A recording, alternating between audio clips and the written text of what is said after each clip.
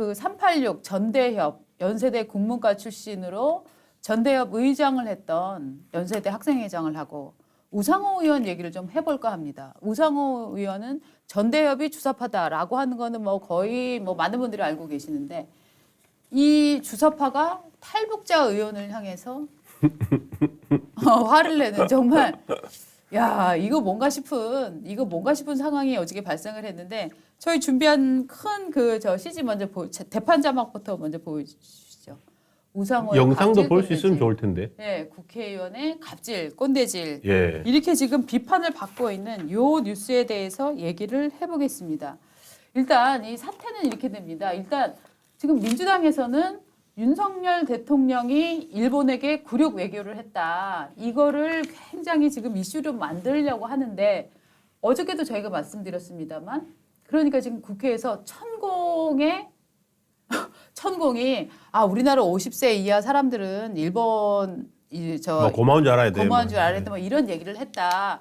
그런데 천공이 그런 얘기를 한 거는 맞는데 그건 그 사람 생각이고 자기 유튜브에서 한 얘기입니다. 네. 이걸 끌어다가 그것도 몇 년 전에 한 얘기인데 이걸 끌어다가 윤석열 대통령의 이번에 한일 정상회담이랑 붙여버리는 겁니다.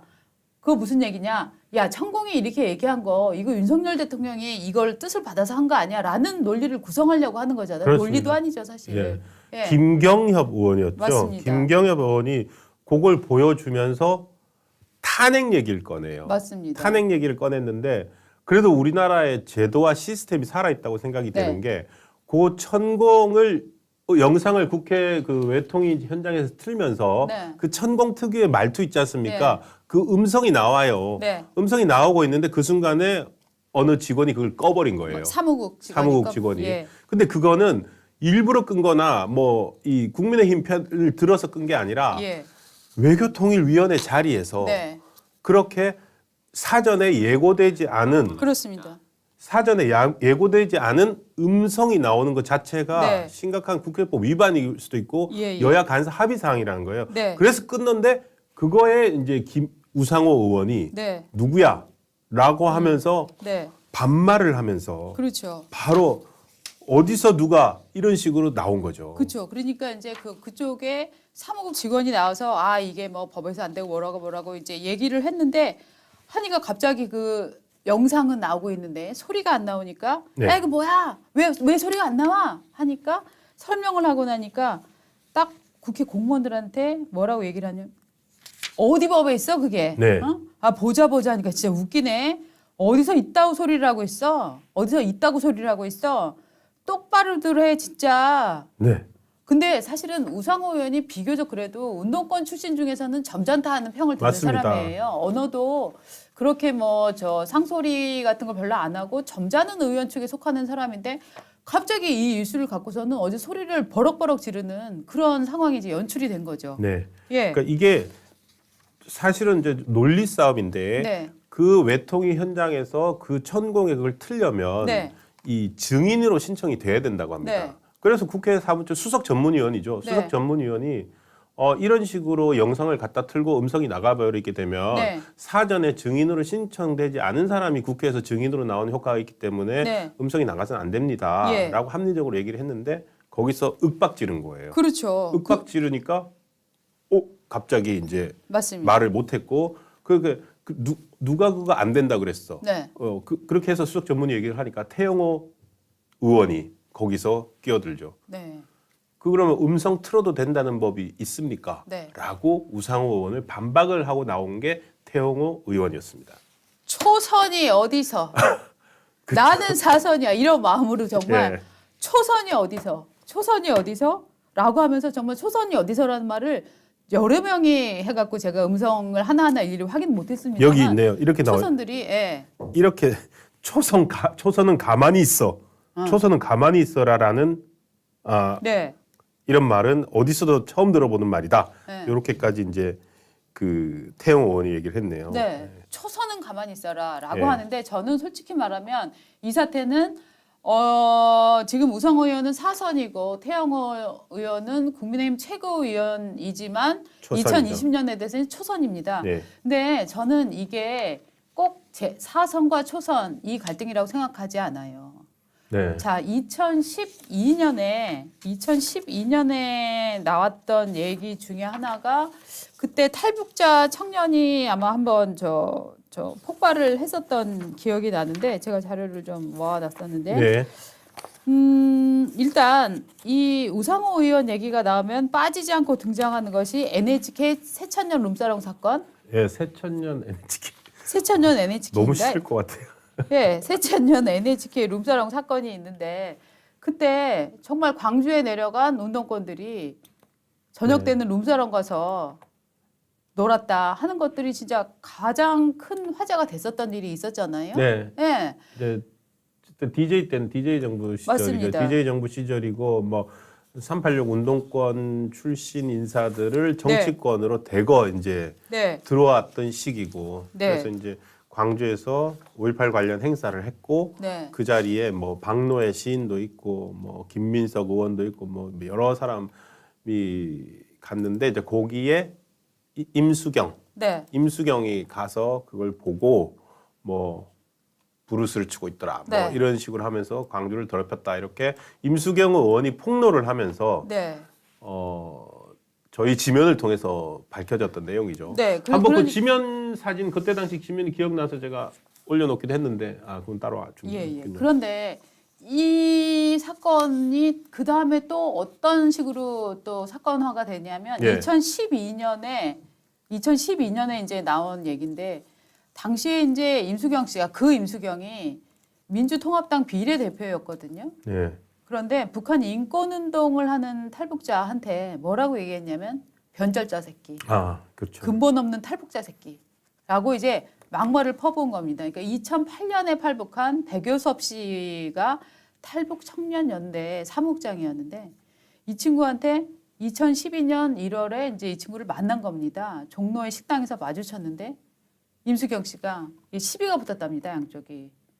그러니까 어디 근본도 없는 탈북자 새끼들이 굴러와서 대한민국 국회의원에게 개겨 너 그 하태경하고 북한 인권인지 뭔지 하는 그런 이상한 짓 하고 있지? 네.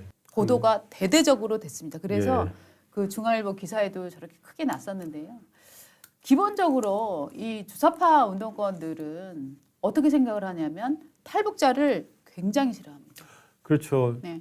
이제 사실은 이제 일부 많은 아침 보도에서는 네. 이제 사선 의원이 네. 초선 의원한테 네. 갑질했다 네. 이런 식으로 기사가 나왔고 태영호 의원 스스로도 네. 뭐 자기가 초선 의원 어디서 감히 초선이냐 네. 초선은 나서지 마 이런 말을 들었기 때문에 그렇게 얘기를 했는데 저희가 보는 관점은 운동권 출신 NL 운동권 출신 우상호 의원 속에 뼛속 깊이 젊을 때부터 뿌리 내려 있는 북한을 보는 관점이 여기에 투영돼 있고 그걸 볼 수 있는 게 대표적인 가장 극적으로 보여줬던 게 임수경 의원이 탈북자를 향해서 변절자라고 했던 건데 맞습니다. 태영호 의원도 똑같은 탈북자거든요. 네. 그 탈북자에게 운동권 출신 의원이 저런 식으로 같은 국회의원으로서 선수하고 관계없이 모욕적 언사를 했다는 것은 은연중에 그러한 인식 탈북, 북한에서 온 사람들에 대한 인식이 숨어 있다는 건데요. 그리고 가장 또 싫어하는 이유 중에 하나가 이제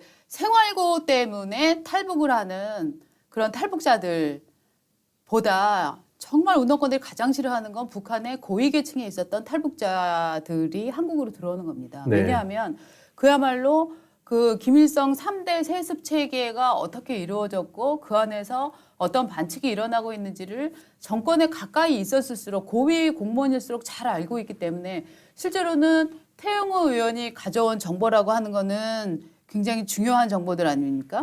그러니까 그런 부분에 대한 반감 같은 것들이 강하게 있을 수밖에 없는데 두 사람의 이 경력을 한번 비교를 해보면 똑같이 태영호 의원은 1962년생입니다.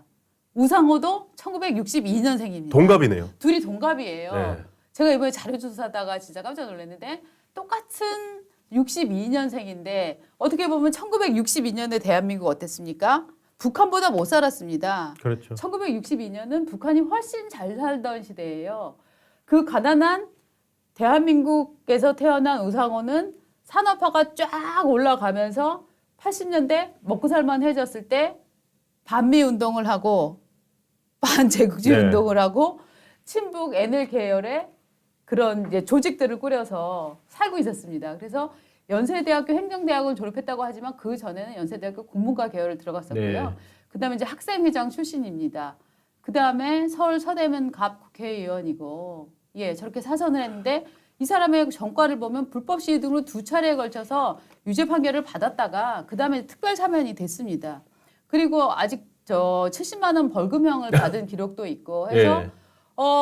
시위 전과가 몇 개 있고 물론 사면이 됐습니다만, 그러니까 딱 우상호 의원을 보면 가난한 나라에서 태어났지만 부자가 된 나라에서 좌파 운동을 하는 사람입니다. 네. 자, 태영호 의원 한번 보실까요? 자, 좀 읽어주시죠. 네? 1962년 1962년 출생이고 네. 북경 카메라에 가려가지고 제가 할게요. 네, 북경 외대 영문과를 졸업을 했습니다. 그다음에 이제 한국으로 들어와서 이제 국민대학교 법무대학원 석사까지 했는데요. 여러분 잘 아시다시피 강남구 갑에 나와서 당선을 했습니다. 주 영국 북한 공사에 근무하면서 굉장히 북한에서 엘리트, 외교 쪽 엘리트였었잖아요. 네. 그러니까 저 사람은 부자인 북한에서 태어나서 북경대로 유학을 갔다가 거기에서 새로운 세상을 네. 보고, 아니 중국만 해도 이런데 그다음에 영국으로 간 거예요. 야, 영국은 이러네. 자유라는 게 이러네. 북한이 얼마나 썩은 데지? 북한이 이 폐쇄성? 나는 여기를 다시 못 들어가겠어. 라고 해서 잘 살게 된 대한민국으로 온 사람이에요. 그렇죠. 네. 저 우리 바게트가 엄청나게 중요한 지점을 짚은 것 같은데 저는 네. 계속 생각이 났던 게 저 사람들도 그러니까 62년생 82학번이고 네. 이번 지금 뭐 창원 간첩단 네. 어제도 잠깐만요. 그 사람들도 82학번이에요. 아, 그래요? 예. 서울대 공대 82학번, 네. 여자는 연대 영문과 82학번. 네, 네. 그러니까 이 82학번이고 네. 이 82학번 두 사람과 무척 가까운 네. 사람들이 결혼식에 사회까지 본 분한테 네. 제가 직접 얘기를 들었어요. 네. 내 친구, 내가 결혼식 사회 봤던 친구들인데 친구 부부인데 네. 이 사람들이 이번에 간첩단에 창원에서 간첩단 사건 터진다 그럴 때마다 나는 마음을 조마조마했는데 결국 얘들이 걸렸구나 네. 라고 하면서 저하고 통화를 했을 때 뭐라 그랬냐면은 어떻게 지금 어떠세요? 그분들은 도대체 무슨 생각을 갖고 있습니까? 네, 네. 서울대 공대 연대 영문과 나온 분들이 왜 거기서 간첩을 이 나이 한갑되도록 하고 있습니까? 라고 했더니 신 차장, 신 기자, 그 사람들은 대한민국은 그 친일파와 친미 사대주의자들이 만든 부정한 나라라고 생각한다. 반면에 저 북한은 항일 운동의 정신을 개성한 비록 지금 좀 못 살지만 너무너무 깨끗하고 순결한 우리 민족의 전통과 그 정신을 간직한 조국이라고 생각한다. 그래서 지금 우리가 남한에 살지만 그 북을 도와줘야 된다고 생각한다라는 말을 들었는데 그 정신들이 은연중에 통해 있고, 그러니까 방금 아까 말했던 변절자 새끼. 그러니까 북한 탈북자들을 변절자라고 보는 거예요. 그거 근데 지금 30년 전 생각이잖아요. 그 생각을 그대로 갖고 네. 화석이 되어 있는 거죠. 그러니까 무슨 인간 화석이네. 네. 뇌가 진짜 화석이 됐네. 그래서 네. 이 우리나라 페미니즘 학대 많이 했던 소설 중에 네. 82년생 김지영 있잖아요. 네. 그래서 2탄으로 82년생 김지영에 이어서 네. 82학번 우상호, 태영호. 근데 신차장 죄송해서 어떡하지? 왜요? 82학번이세요? 아니요. 62년생은 81학번인데요. 62년생은 81학번인가? 우리 시청자님께서 아니야, 81학번이야라고 81 지적해 학번이구나. 주셨어요. 네. 어쨌든 그러면은 어쨌든 82년생 김지영의 인기에 네. 묻어가기 위해서 81학번, 82학번 누구 다른 사람 찾죠 뭐. 예, 일단 어제 현장에 가장 큰 문제는 저는 두 가지라고 생각을 합니다. 첫째, 천공을 갖고 와서 제가 보기에는 주술로 먹고 사는 집단은 정말 민주당이에요. 천공 없으면 어떤 공격을 했을까요?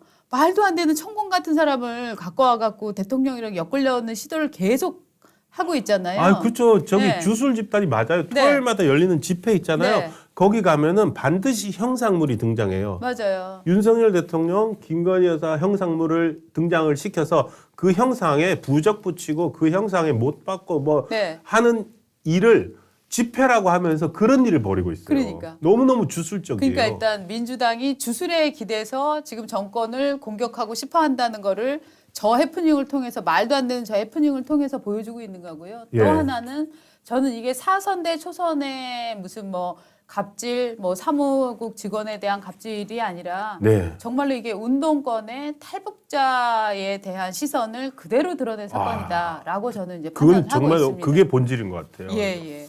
자, 우상호 의원은 뭐 여태까지 사실 새천년 사건 이후에 이미지 관리를 잘 해오고 있었는데 이번 건으로 상당히 좀 예. 민망해진 것 같아요. 청산 예산님 감사합니다. 저를 네. 도와주시는군요. 왜? 재수했으면 8위학번. 이게 재수하면 8위학번이에요. 8위학번 있어야 되는 거. 인정하겠습니다. 네. 네. 감사합니다. 네.